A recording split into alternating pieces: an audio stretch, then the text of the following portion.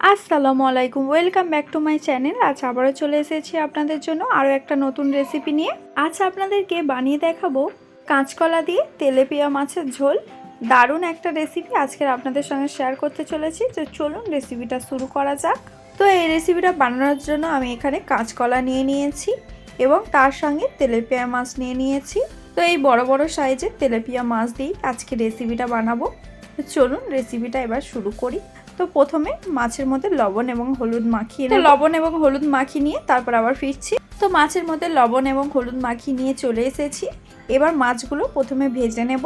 তো তার জন্য গ্যাসের মধ্যে কড়া বসিয়ে দেব। তো গ্যাসের মধ্যে কড়া বসিয়ে ওর মধ্যে তেল দিয়ে দিচ্ছি। আমি এখানে সাদা তেল ইউজ করছি। তো তেল গরম হয়ে গিয়েছে, এবার ওর মধ্যে মাছগুলো এক এক করে দিয়ে ভেজে নেব। তো আপনারা চাইলে কিন্তু সর্ষের তেলেও রান্নাটা করতে পারেন। তো মাছটা খুব ভালো করে লাল লাল করে এপিট ওপিট করে ভেজে নেব। তো যেহেতু গরমকাল পড়তে শুরু করে দিয়েছে, এই সময় একটু হালকা জাতীয় খাবার খেতে সবাই পছন্দ করে, সেই জন্য আজকের আমি আপনাদের সঙ্গে এই রেসিপিটা শেয়ার করছি। দারুণ সুস্বাদু একটা রেসিপি, গরমকালে খাওয়ার মতন পারফেক্ট একটা রেসিপি। তো চলুন আপনাদের সঙ্গে কথা বলতে বলতে এদিকে মাছ ভাজাটাও হয়ে গিয়েছে, বাকি মাছগুলোও ওইভাবে লাল লাল করে ভেজে নেব। তো চলুন একেবারে সব মাছগুলো ভেজে নিয়ে তারপর একেবারে ফিরছি। তো আমার মাছগুলো ভাজা হয়ে গিয়েছে, এবার ওই তেলের মধ্যে আলুগুলোও ভেজে নেব। তো আমি লবণ এবং হলুদ দিয়ে আলুগুলোও মাখিয়ে নিয়েছিলাম। এবার আলুগুলোও হালকা লাল লাল করে ভেজে নেব। তো আলুগুলোও হালকা লাল লাল করে ভাজা হয়ে গিয়েছে, এবার তুলে নেব।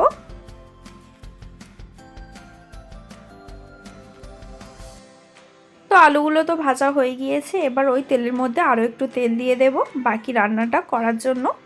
তো তেল দিয়ে দিলাম, তেলটা গরম হয়ে গিয়েছে, এবার ওর মধ্যে জিরে এবং শুকনো লঙ্কা ফোড়ন দিয়ে দিলাম।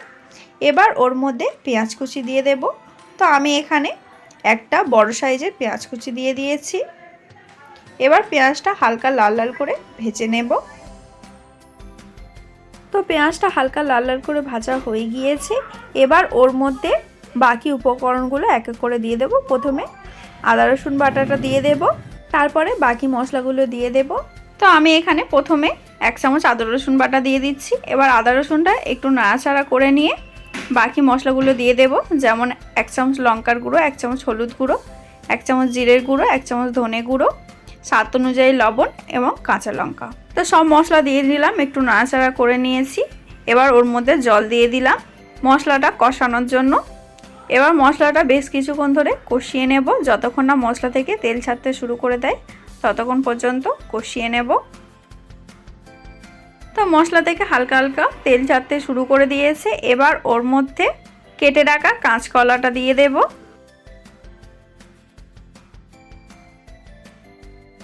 এবার কাঁচকলাটাও মশলার সঙ্গে একটু নাড়াচাড়া করে নেব।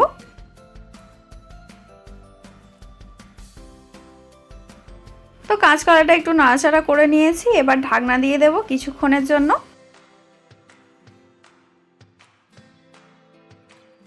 তো কিছুক্ষণ হয়ে গিয়েছে, এখন আমি ঢাকনাটা খুলছি। এবার আরও একটু নাড়াচাড়া করে নিয়ে ওর মধ্যে ভেজে রাখা আলুটা অ্যাড করে দেব। তো এবার ওর মধ্যে ভেজে রাখা আলুগুলো দিয়ে দিচ্ছি। তো ভেজে রাখা আলুগুলো দিয়ে দিলাম, এবার আরও একটু নাড়াচাড়া করে নিয়ে ঝোলের জন্য জল দিয়ে দেব। তো এখন আমি ঝোলের জন্য জলটা দিয়ে দিচ্ছি।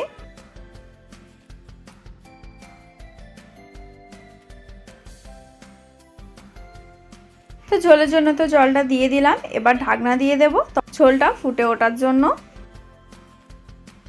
তো আমি ঢাকনা দিয়ে দিয়েছিলাম, এখন ঢাকনাটা খুলছি। তো দেখতেই পাচ্ছেন এখানে ঝোলটা অলরেডি ফুটতে শুরু করে দিয়েছে।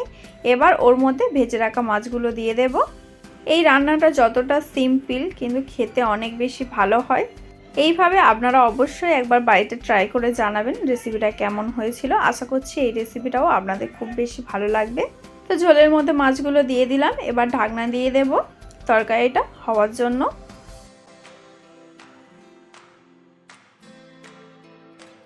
তো বেশ কিছুক্ষণ হয়ে গিয়েছে, এখন আমি ঢাকনাটা খুলছি। তো দেখতেই পাচ্ছেন এখানে তরকারিটা অলমোস্ট হয়ে গিয়েছে। এবার উপর থেকে একটু ধনেপাতা ছড়িয়ে দেব। এবার কিছুক্ষণ ফুটিয়ে নামিয়ে নিলেই রেডি কাঁচকলা দিয়ে তেলাপিয়া মাছের ঝোল। তো তরকারিটা হয়ে গিয়েছে আর আমি নামিয়ে নিয়ে চলে এসেছি। তো দেখতেই পাচ্ছেন তরকারিটা কতটা সুন্দর হয়েছে আর খেতে তো অনেক বেশি ভালো হবে। তো আজকের রেসিপিটা তাহলে এই পর্যন্ত। আজকের এই রেসিপিটা যদি আপনাদের একটুও ভালো লেগে থাকে তাহলে অবশ্যই একটা লাইক করতে ভুলবেন না। কমেন্টে জানাবেন রেসিপিটা কেমন হয়েছে, বেশি বেশি করে শেয়ার করে দেবেন। আর নতুন নতুন রেসিপি দেখার জন্য আমাদের চ্যানেলটাকে অবশ্যই সাবস্ক্রাইব করে আমাদের পাশে থাকবেন।